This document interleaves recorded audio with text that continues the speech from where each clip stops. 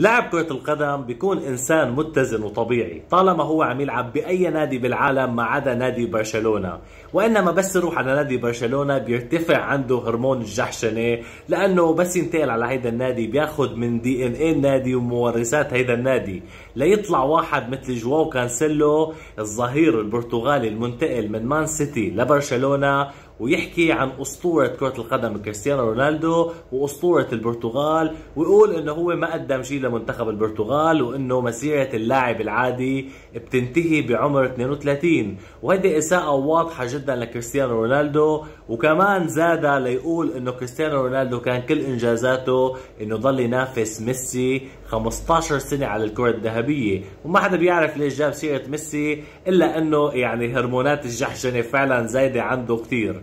هيدي من جهة. من جهة تانية بعد ما طلع جيش رونالدو والناس اللي بتفهم بكرة القدم وبلشوا يطالبوا بإقصاء كانسيلو من المنتخب البرتغالي، لأنه فعلا لا يليق بالمنتخب البرتغالي ولا يليق بلاعب محترف يطلع ويحكي عن أسطورة كرة القدم وأسطورة بلده. هالحكي صراحة شيء مش طبيعي. بعدها بيطلع صاغرا وبيقول انه كريستيانو رونالدو افضل لاعب بالتاريخ بكأس العالم.